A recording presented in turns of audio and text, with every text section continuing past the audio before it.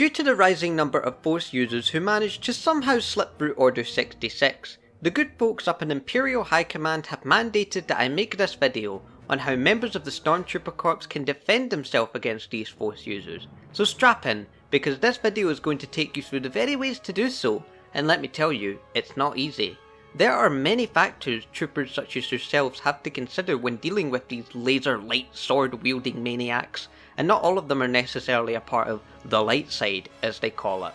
So with that, welcome back to the Imperial Academy, and let's talk about combating Force users, both Jedi and Sith.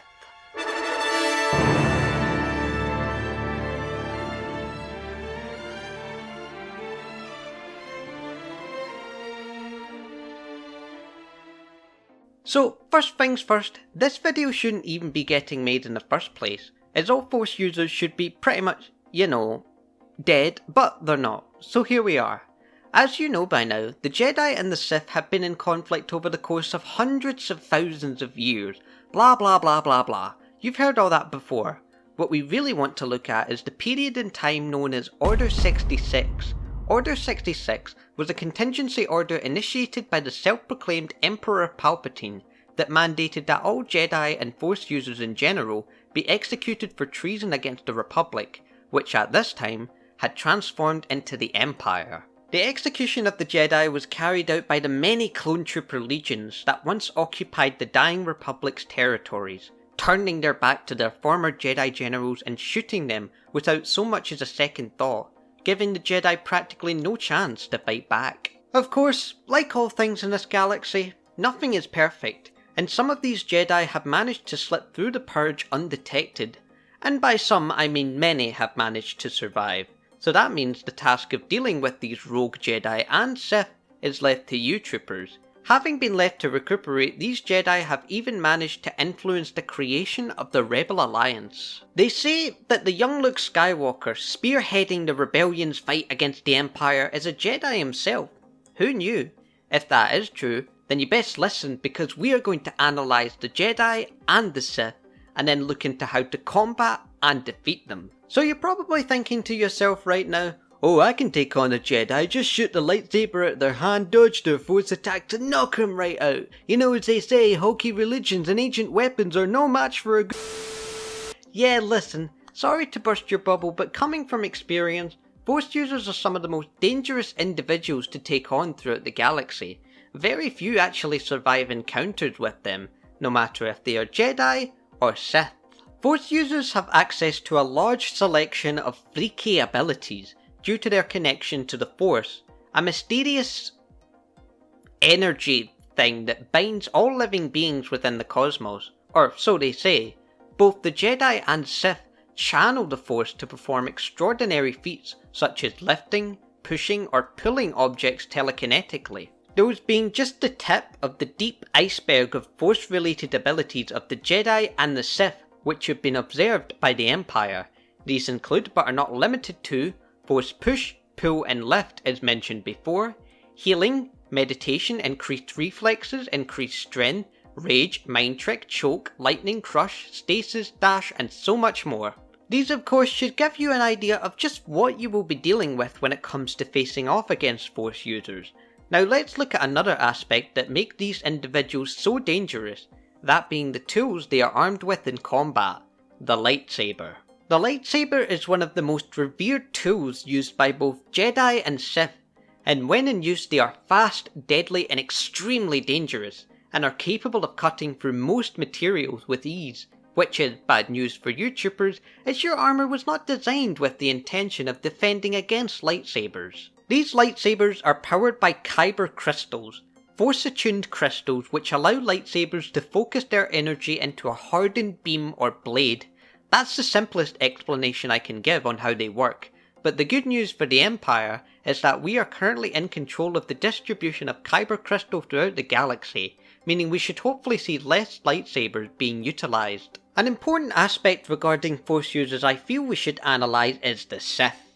The Sith are drastically different from the Jedi, which is putting it lightly. You may not be entirely aware of it, but you most likely have experienced the impacts of the Sith, as the Empire is of Sith origins, with Darth Vader clearly displaying his Sith prowess through his constant string of murders with his lightsaber and love of telekinetically choking subordinate officers. The Emperor himself is suspected to be a Sith, although that is unconfirmed, and we also had the Inquisitorius, which were not full-blown Sith lords, but definitely dark side in nature. If you think the Jedi are tough adversaries, well then you should know that the Sith are an entirely different set of challenges altogether. The type of individuals who think it's fun to kill, murder, destroy and eradicate just because most of the time they're actually just bored. Evil at heart, the Sith, while sporting less of a presence on a galactic scale, are still responsible for influencing pretty much every catastrophic war, event or crime that has plagued the galaxy. So this should give you an idea of what you will be facing should you come across an individual with Sith-like characteristics. The Sith are far more aggressive and brutal when it comes to combat, with a flurry of dangerous skills and force abilities making them very efficient killing machines that you may or may not stand a chance against. So speaking of such, how do you combat force users? Now, we're going to do something a little bit different here. I want you to imagine this scenario. You're out in the field, on a patrol, in a battle, doesn't matter. But you come face to face with an individual sporting robes and a mysterious visage, the individual revealing a lightsaber, prepared for a fight, and you readying your blaster. Now think for a moment. In this scenario, there are multiple ways this can turn out. But your first mistake is that you're face to face with a force user on your own. Now, it is possible to defeat a force user on your own, but the key thing here if you wish to exterminate them, at least without many casualties on your side, is to initiate combat in a squad or platoon. Again, look at Order 66. Why do you think it was so successful for the most part?